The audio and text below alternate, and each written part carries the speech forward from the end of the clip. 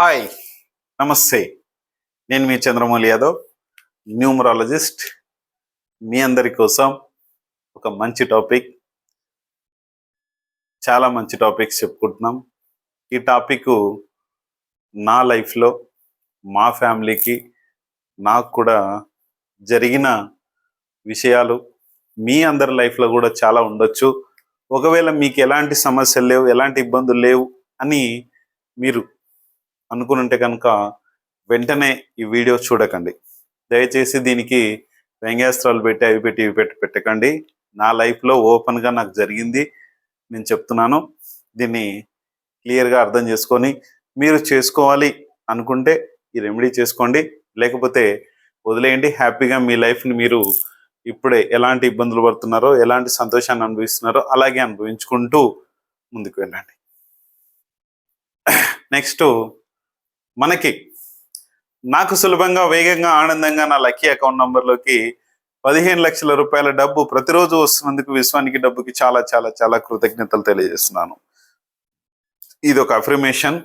ఈ అఫర్మేషన్కి మనము ఒక అప్లికేషన్ యూనివర్స్కి పెట్టుకున్నట్టు, ఈ యూనివర్స్కి అప్లికేషన్ పెట్టుకుంటే మనకు సూపర్ సక్సెస్ ఫార్ములా అనేది ఒకటి వస్తుంది. కాబట్టి మనందరికీ కూడా ఈ సక్సెస్ అనేది మనకు కావాలి. అలాగే సక్సెస్ కావాలి కాబట్టి మనం ఏం చేస్తున్నాం, ఆ సక్సెస్ని అదంతా కూడా క్లియర్ కట్గా మనం తెలుసుకోవడానికి మనం ఈ యొక్క సూపర్ రెమెడీని చేయబోతున్నాం. ఈ రెమెడీ ఎంత ఆరోగ్యకరంగా ఉంటుందో, ఎంత పాజిటివ్గా ఉంటుందో అందరూ తెలుసుకుంటే బాగుంటుంది. ఖచ్చితంగా ఇదేంటంటే కనీసం కొన్ని రోజులు మీ యొక్క నెగటివిటీని పోగొట్టడానికి, కొంచెం మీలో ఉన్న ప్రాబ్లమ్స్ని రిపేర్ చేయడానికి కొంచెం ఇబ్బంది పెడుతుంది స్టార్టింగ్లో. ఇది కూడా కొంచెం ఒక 5% 10% ఇబ్బందులు పెడుతుంది. ఆ తర్వాత సక్సెస్ ఫార్ములాకి తీసుకుపోతుంది. చూద్దాం. ఓం శ్రీ దత్తాత్రేయ స్వామినే నమః. మీ అందరికి కూడా దత్తాత్రేయ స్వామి కృప కలగాలి. హ్యాపీగా కోటాను కోట్లో డబ్బు సంపాదించాలి. ప్రతి ఒక్కరూ సంతోషంగా ఉండాలని కోరుకుంటున్నాను. అయితే మనందరికీ ఒక మంచి ఫార్ములా. ఏం ఫార్ములా? ఒక మంచి పేరు, మంచి బిజినెస్ నేమ్, మంచి మ్యారేజ్ డేట్, మంచి lucky number, lucky mobile number లేనిది ఈ రోజుల్లో ఏది జరగట్లేదు. ఇది మనందరికీ తెలుసు. సింపుల్ ఫార్ములా ఒకటి, కొత్తగా చూసే వాళ్ళకి మాత్రమే. 14569 అండ్ ఎక్స్ నంబర్ కావాలి. ఖచ్చితంగా మీ మొబైల్ నంబర్లు ఉన్నాయా లేదా చూసుకోండి. అలాగే 13569 10 ప్లేసెస్లో మీ యొక్క నంబర్సు పాజిటివ్ నంబర్సా, నెగిటివ్ నంబర్సా ఏమున్నాయని తెలుసుకొని నన్ను అడిగి తెలుసుకోండి. ఇది మీకు తెలియదు, ఇది మీకు తెలిసిపోతుంది. ఇది అడగండి. అలాగే సెకండ్ ప్లేస్లో 4 కానీ 7 కానీ, 5, 6, 7 ప్లేసుల్లో 8లు కానీ 0లు కానీ, ఎండింగ్లో 0, 1, 2, 3, 4, 7, 8, 9 ఉన్నాయా ఇది చూసుకోండి.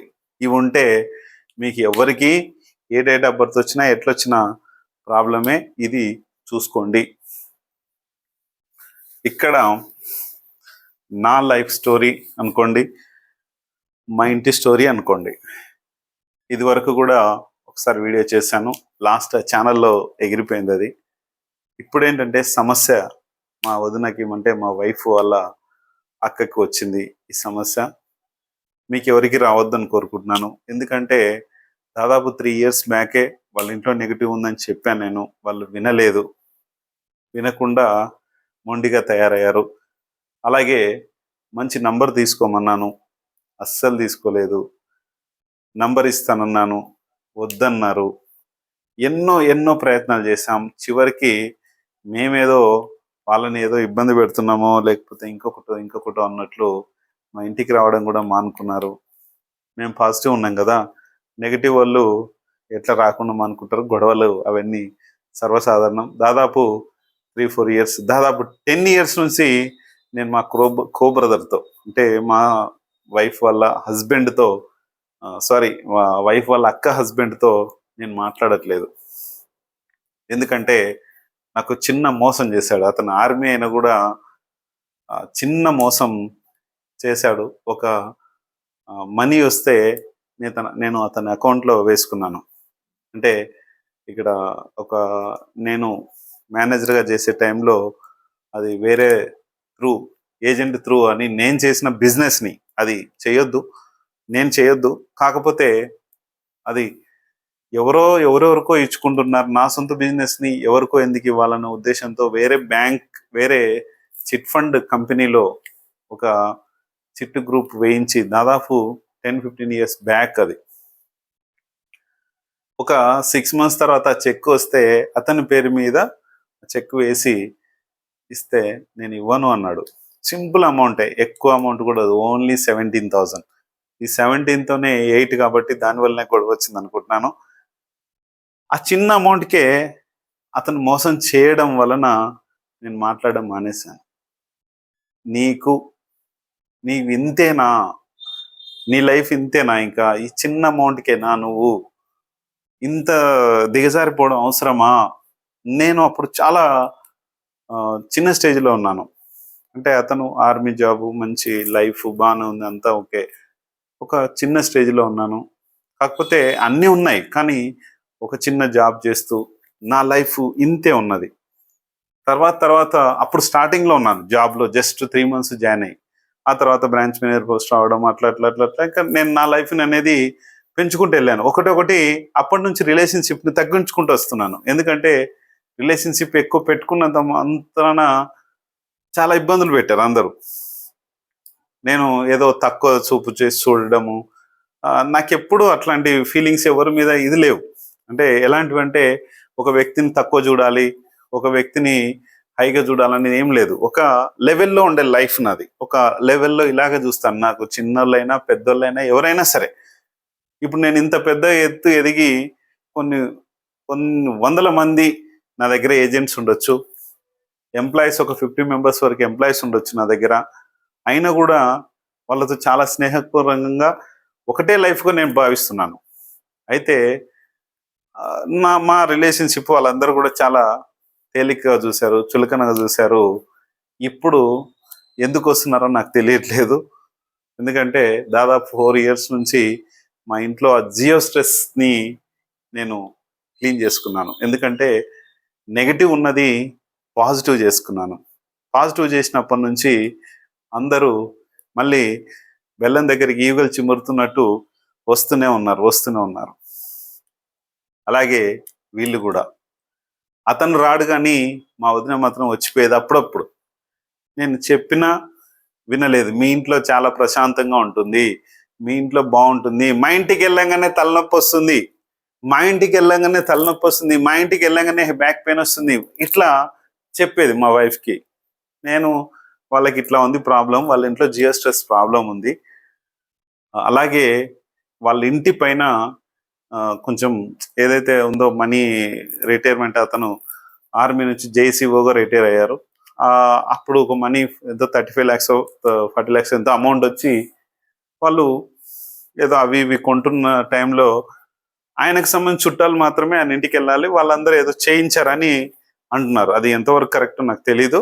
కాకపోతే వాళ్ళ ఇంట్లో సోల్స్ ఉన్నాయి, 2 సోల్స్ ఉన్నాయి. ఒక 3 ఫ్లోర్ల ఇల్లు కట్టుకున్నాడు. క్రింద గ్రౌండ్, ఫస్ట్ ఫ్లోర్లో వాళ్ళు ఉంటారు, తర్వాత పైన రెంట్. కానీ కింద పైన ఎవరు రెంట్కు ఉండలేదు. 3 months కన్నా ఎవరు ఉండలేదు. కట్టించుకున్న 3-4 years నుంచి ఎవరు రెంట్కు ఉండట్లేదు. ఓన్లీ టూలెట్ పెట్టే ఉంది, కానీ ఎవరు రెంట్కు లేరు. ఎందుకు? జియో స్ట్రెస్ ప్రాబ్లం ఉంది. అక్కడికి ఎవరు రావట్లే. వచ్చిన వాళ్ళందరూ వాళ్ళ మైండ్కి ఏమనిపిస్తుంది, మేము ఇంట్లో ఉండలేమన్న ఉద్దేశంతో హెడేక్ స్టార్ట్ అవుతుంది. హెడేక్ స్టార్ట్ అయినప్పుడు నెగటివ్ ప్రాబ్లం వలన వెళ్ళిపోతారు. అక్కడ అదిగాక సోల్ ఉంది, ఆ సోలు రానివ్వదు. ఏం చేస్తారు ఇప్పుడు? ఏం చేయడానికి లేదు. చెప్పిన ఇట్లా రెంట్కు రావట్లేదు, ఏం చేయాలని మళ్ళీ క్వశ్చన్స్ అడుగుతారు. అడిగితే నేను ఒకటే చెప్పాను, ఇది ఉంది జియో స్ట్రెస్, ఇలా చేసుకోవాలి, చేసుకుని ఇక్కడ సోల్స్ ఉన్నాయి, ఇవన్నీ తీసేస్తే కానీ సెట్ అవ్వదు. చేయొచ్చు కదా, చేస్తా. వాళ్ళ హస్బెండ్ మా కో బ్రదర్కి ఏంటి, వీళ్ళు ఏదో చేస్తున్నారు, వద్దు వద్దు, ఎట్లా జరిగేది అట్లా జరుగుతుంది అంటే. ఇక్కడ ఒకానొక బలుపు అంటారు దీన్ని. ఈ బలుపుని ఏమంటారంటే, డబ్బు రాకపోతే ఒక బిజినెస్ మ్యాన్ కి తెలుస్తుంది ఆ డబ్బు రాకపోతే. ఆ బ్రదర్ నేను చూసినాను కాబట్టి నెలకు వస్తుంది నాకు, నాకేంటి ఇవన్నీ ఎందుకు చేసుకోవాలి, ఎందుకు డబ్బు ఖర్చు పెట్టుకోవాలి, ఇంత వేలల్లో ఎందుకు పెట్టుకోవాలి అన్న విధంగా ఉంటుంది. నేనైతే నిక్కచ్చిగా ఉంటాను. ఎవరికి ఓ బ్రదర్ లేదు, ఎవరు లేదు, అందరు ఫీజులో ఖచ్చితంగా పే చేయాల్సిందే. దానికి మాత్రం నాకేం అవన్నీ ఊరికి రావు కాబట్టి నేనైతే ఖచ్చితంగా ఇంత అమౌంట్ అవుతుందని చెప్పాను. మాకు వద్దన్నారు, వదిలేసి. ఇప్పుడు హాస్పిటల్లో 5 lakhs అయినాయి ఒక 2 daysకి. బ్రెయిన్ స్ట్రోక్ వచ్చింది ఫస్ట్. నేనేం చెప్పానంటే మా వైఫ్ కూడా ఒకటే, హెడేక్ వస్తుంది అని అన్నప్పుడు వాళ్ళ ఇంట్లో జిఎస్ట్రెస్ ఉంది, చెప్పు వాళ్ళకి, చేద్దాము, పిల్లలు ఇబ్బంది పడతారు అని చెప్పాను. ఇప్పుడు ఆమెకు టోటల్ బాడీ పెయిన్స్, హెడేక్ ఒక 15 days బ్యాక్ చెప్పి హాస్పిటల్కి వెళ్ళి చెకప్ చేయించుకున్నారు. సడన్ గా బ్రెయిన్ స్ట్రోక్ వచ్చి చెయ్యి, రైట్ హ్యాండ్, లెఫ్ట్ లెగ్ 2 పడిపోయాయి ఇంట్లో కాబట్టి సరిపోయింది. ఒకవేళ ఎవరూ లేని పక్షంలో జరిగి ఉంటే జరిగింది, ఓకే. మళ్ళీ ఏం చేయాలి? హాస్పిటల్కి వెళ్తున్నారు. వెళ్తూ కారు ఉంది, అన్ని ఉన్నాయి, కారుకు పెట్రోల్ అయిపోద్దంట. చూడు ఎంత కంజూస్ చేష్టలు అంటే, ఇంత కంజూస్ చేష్టలు. పెట్రోల్ అయిపోతుంది, ఎందుకు వెహికల్ మీద వెళ్దాం పదా అని మిలిటరీ హాస్పిటల్కి వెళ్ళారు. అక్కడ మళ్ళీ సేమ్ యాజ్ డి స్ట్రోక్ వచ్చి మళ్ళీ చెయ్యి ప్రాబ్లం అయ్యి కిందనే రోడ్డు మీదనే పడిపోయింది. ఏం చేయాలి దాన్ని? ఆమెను ఏం చేయాలి? డబ్బుకు అంత వాల్యూ ఇవ్వాలా? పెట్రోల్ ఎంత ఉంది? మహా అంటే 10 kilometers ఉంటుంది మిలిటరీ హాస్పిటల్. ఓకే, వెళ్ళారు, పడిపోయింది. మళ్ళీ ఇంకా అక్కడి నుంచి అక్కడికే కిమ్స్ హాస్పిటల్కి షిఫ్ట్ చేశారు. ఇప్పుడు ఒక 2 days బ్రెయిన్కి సంబంధించిన ఒక ఇంజెక్షన్ చేసి దాన్ని క్యూర్ చేశారు, అయిపోయింది. తర్వాత 2 days బ్యాక్ మళ్ళీ హార్ట్ స్ట్రోక్ వచ్చి 10 minutes చనిపోయింది అనుకున్నాం. ఇంకా మళ్ళీ షాక్ ట్రీట్మెంట్ ఇచ్చి ఇవన్నీ ఇస్తే అప్పుడు బాగుంది. ఆమె సోల్ మళ్ళీ పోలేదు. నేను చెక్ చేశాను మళ్ళీ ఫోటో తీసుకొని, సోల్ పోలేదు. ఆ సోలు వాళ్ళ నాన్నగారే ఉన్నారు ఎప్పుడు. ఎందుకంటే 2013లో సేమ్ ఇదే కార్తీక మాసంలో కార్తీక పౌర్ణమి రోజే వాళ్ళ ఫాదర్ చనిపోయారు, మా మామయ్య. అతనే ఉన్నారు, ఫోటో పెట్టి చెక్ చేశాను నేను. కొంతమంది చేతబడి కానీ అవన్నీ చేశారు, ఎవరు చేశారు అన్నది కూడా చెక్ చేశాను, తెలిసిపోయింది. ఎందుకంటే ఇలా చేసుకుంటే మీ లైఫ్లో కూడా మీకు కూడా ఇంకొక విషయం ఏంటంటే, ఆమె ఎవరైతే మా వదిన ఉన్నారో చాలాసార్లు నేను బిజినెస్ లాస్ అయ్యి ప్రాబ్లమ్స్ పడి ఎన్నో రకాలుగా ఎన్నో మాటలు ఎంతో మంది దగ్గర, ఫంక్షన్ల వీళ్ళ దగ్గర అక్కడిక్కడ నన్ను చూస్తేనే అయ్యో డబ్బు ఇవ్వాలేమో, అయ్యో చూస్తేనే మాట్లాడకుండా దూరం పోయి, సినిమాల్లో జరుగుతుంటుంది చూడండి, చాలా సినిమాల్లో చూస్తాం మనం. అలాంటి ఇబ్బందికరమైన వాతావరణం క్రియేట్ చేసింది ఆమె మాకు. క్రియేట్ చేసి దూరం కావాల్సి వచ్చింది. ఏ ఫంక్షన్లకు కూడా వెళ్లకుండా అయిపోయినాం. ఈ 3 years నుంచే మా వైఫ్ వెళ్తుంది, కానీ నేనైతే వద్దు, నేను రాను అంతే. ఇక బాగున్నప్పుడు పిలవలేదు, బాగాలేనప్పుడు పిలవలేదు, బాగున్నప్పుడు తొక్కలో నువ్వేంది నాకు పిలిచేది, నీతో నాకేంటి అవసరం ఏదో ఉంటే నా దగ్గరికి రా అంతే. ఇక నీతో నాకు అవసరం లేదని ఏ ఫంక్షన్లకు కానీ దేనికి కానీ వెళ్ళట్లేదు. నేను చాలా కఠినంగానే ఉన్నాను, కఠినంగానే ఉంటాను. ఎందుకంటే నాకు జరిగిన అవమానం అంత ఇంత కాదు, మీకు కూడా చాలా మందికి జరిగిండొచ్చు. అలాంటి అవమానకరమైన మాటల వల్ల దానివల్ల ఓర్చుకోండి, ఏం కాదు. ఎవరి లైఫ్లో అయినా ఏదో ఒక మంచి అవకాశం ఖచ్చితంగా వస్తుంది. ఎంతోమంది ఎన్నో జీరోస్లో ఉంటారు. మీరు కూడా, నేను చెప్పేది ఏంటంటే, ఇప్పుడు పెళ్లి చేసుకోబోయేవారు కానీ, ఇప్పుడు పేర్లు పెట్టుకునేవారు కానీ, ఇప్పుడు కొత్త మొబైల్ నెంబర్స్ తీసుకునే వాళ్ళు కానీ మంచి నెంబర్స్ తీసుకోండి. తీసుకొని మీ లైఫ్ని హ్యాపీగా ఉంచుకోమని చెప్తున్నా. ఒకవేళ కొంతమంది డైవర్షన్ చేస్తున్నారు, హే న్యూమరాజ్ నమ్మొద్దు అది అని, నో ప్రాబ్లం. ఆరా నమ్మొద్దు, నో ప్రాబ్లం. ఎవరికి ప్రాబ్లం? నేనైతే 1000% లాస్లో ఉన్నా, ఇప్పుడు 2000% హ్యాపీగా ఉన్నా. ఎందుకంటే నాకెవరు హ్యాపీగా చేయలేకపోయినారు, ఏ పంతులు చేయలేకపోయినారు. ఏది చేయలేకపోయింది. నాకు నేనే మార్చుకున్నా, నాకు నేనే సెట్ అయ్యాను. మీ అందరికి కూడా కావాలి ఇలాంటి లైఫ్, ఆరోగ్యకరమైన లైఫ్, హ్యాపీ లైఫ్. ఇంకొకటి ఏంటంటే మా వైఫ్ కూడా ఎప్పుడు డైలీ నైటు జెండు బాంబు పూసేది. తలనొస్తుంది తలనొస్తుంది తలనొస్తుంది అని. ఎప్పుడు నా 20 years నుంచి, మ్యారేజ్ అయిన కొత్తలో నుంచి చూశాను నేను.